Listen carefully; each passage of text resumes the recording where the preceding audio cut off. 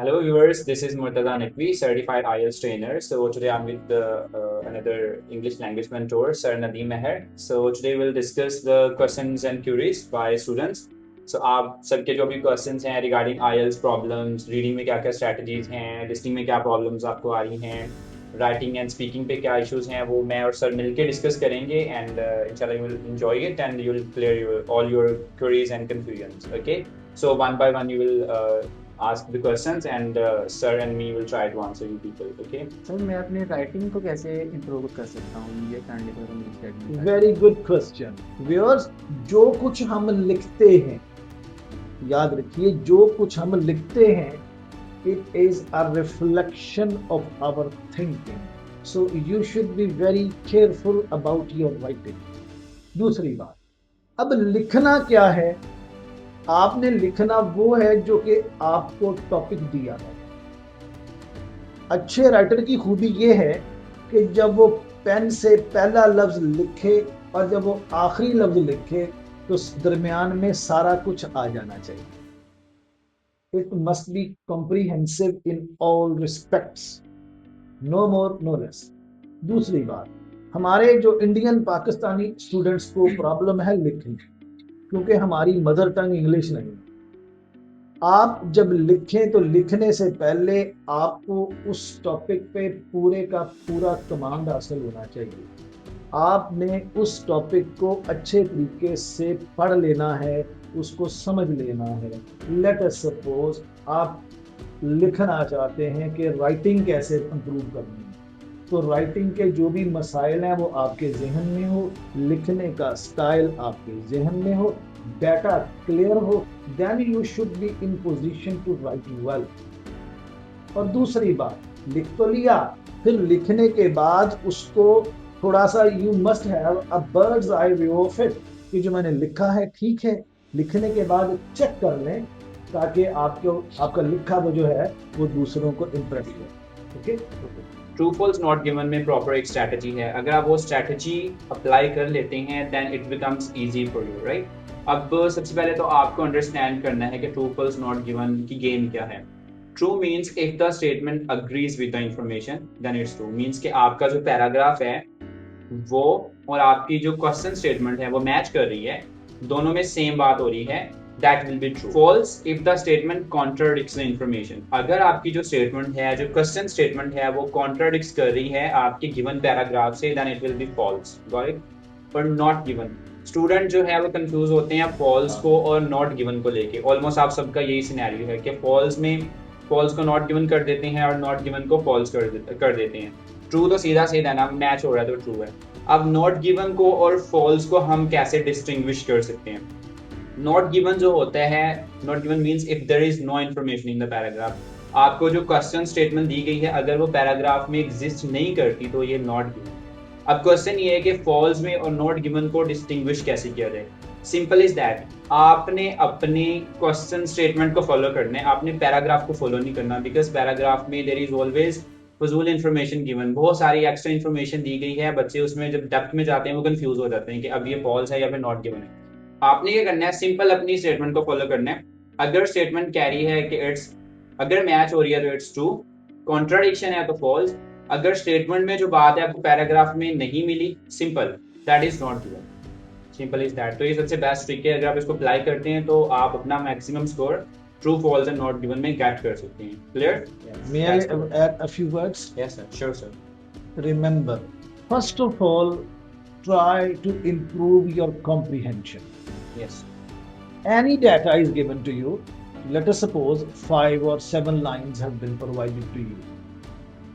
आप उसको अच्छे तरीके से कॉम्प्रीहेंड करें कि उसमें एक भी पॉइंट जो है वो ऐसा नहीं रहे जो कि आपको लैग करता है, जिसकी आप में कमी है। सारे के सारे मवाद को आपने 3 दफा 4 दफा पढ़ना है ताकि कोई स्लैकनेस ना रहे। जब तक आप उसको पढ़ेंगे नहीं आपको क्लियर नहीं होगा। दूसरी बात, रीडिंग को इम्प्रूव करने के लिए बेहतरीन तरीका ये है, एक्स्ट्रा रीडिंग करें।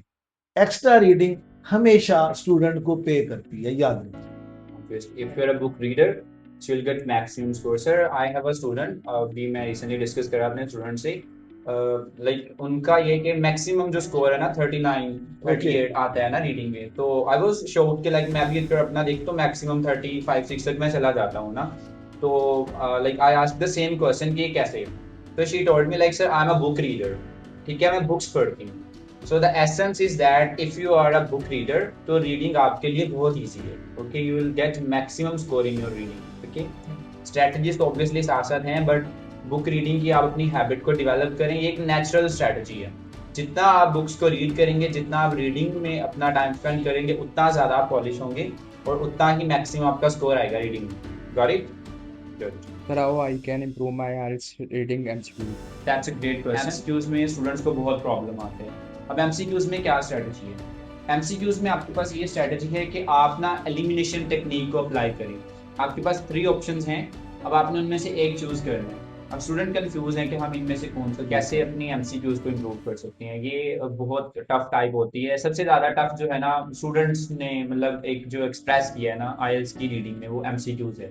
तो MCQs के लिए हमारे पास क्या क्या स्ट्रैटेजीज होती हैं? MCQs में हमारे पास जो सबसे मेन स्ट्रैटेजी है दैट इज एलिमिनेशन टेक्निक. आपके पास 3 ऑप्शन है, उनमें से आपने 2 एलिमिनेट करने. ठीक है, आपका एक आंसर होता है 100%, दूसरा आंसर होता है 50%, तीसरा आंसर होता है 40% या 30%. ठीक है, अब आप उनको पढ़ते जाओगे, जो 30% वाला या 40% वाला उसको आप हाईलाइट कर दोगे, कंपटीशन से निकाल दिया. अब आपके पास बचे 2. अब आपके लिए ज़्यादा आसान हो गया कि आप उन दोनों में से एक को चूज करें. Got it?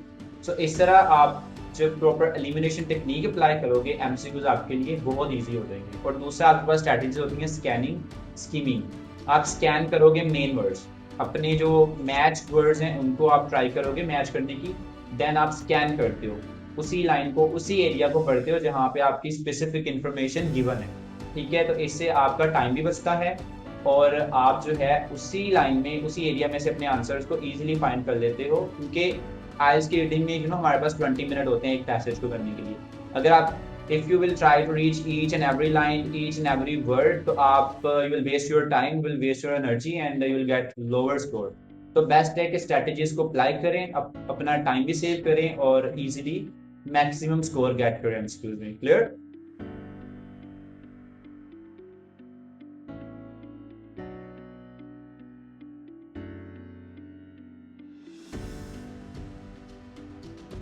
How can I improve my English speaking? Sir इसके बारे में मुझे कुछ स्ट्रेटजी बता दें, क्योंकि मेरी लिसनिंग, रीडिंग और राइटिंग में अच्छा स्कोर जा रहा है. सर इसके बारे में कुछ स्पीकिंग में चाहिए. ओके, तो माय डियर याद रखिएगा, कोई भी लैंग्वेज जो है उसकी बेस क्या है? लैंग्वेज की बेस है reading. Reading involves reading number 1, speaking number 2, listening number 3. When you are reading a text, कोई भी टेक्स्ट मटेरियल आपके पास आया, रीडिंग, लिसनिंग, स्पीकिंग, ये तीनों इसमें इन्वॉल्व. आप अपनी रीडिंग को जितना बेहतरीन करेंगे, आपकी स्पीकिंग उतनी. रीडिंग करेंगे, रीडिंग से डेफिनेटली आपकी कॉम्प्रिहेंशन अच्छी होगी, वो सारी रीडिंग का डाटा आपके माइंड में आना शुरू हो जाएगा. दूसरी बात कि सर अब बोलना कैसे है? जो दिया गया मवाद है उसको मैंने बोलना कैसे? नंबर 1, अब अपनी रिकॉर्डिंग करें. रिकॉर्डिंग करें, मोबाइल सामने रखें, टोटल रिकॉर्डिंग 2 मिनट लगाएं, 2 मिनट की रिकॉर्डिंग करें, फिर उसको सुने. अपना स्टाइल चेक करें, आप बोलते कैसे हैं. अपने लफ्ज जो हैं, your words must be टची for the audience. जब तक आपकी प्रैक्टिस नहीं होगी, आप अच्छा बोल नहीं सकेंगे. और आखिर में मेरा पॉइंट ऑफ व्यू है कि आप जब अपनी क्लास में हैं, अब डाइस पे हैं. डाइस एक ऐसा एलिमेंट है जो हर बंदे को इम्प्रूव कर देता है, घंटों में नहीं, सेकंड्स में.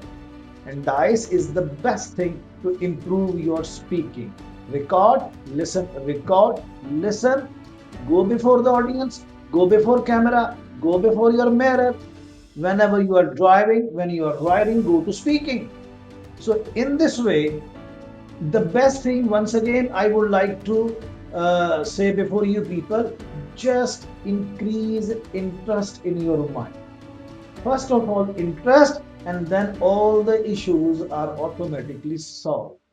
Okay. The problem is mathing headings when I ever do reading.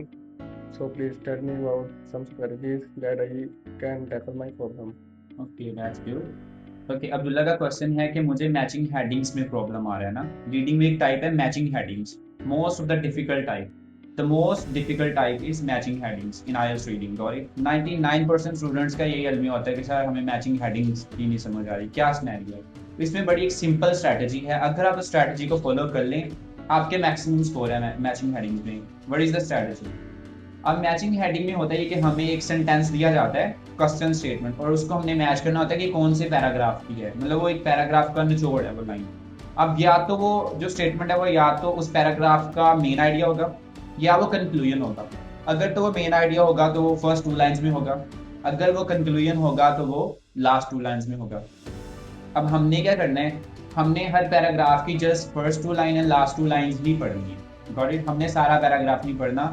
Don't try to read each and every sentence, each and every word, because if you will try to read each and every word, each and every sentence, तो आप अपना time waste करोगे।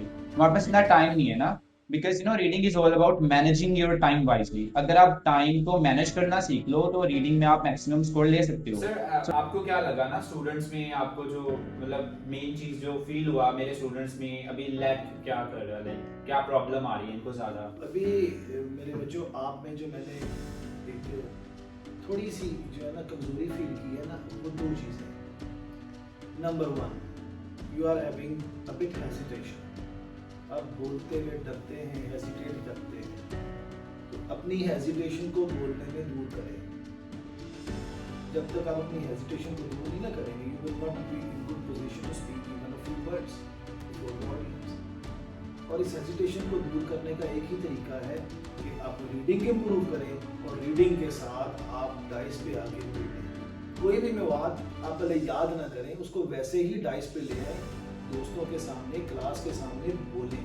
बोलना शुरू करेंगे, with in 2 to 3 days everything will be okay.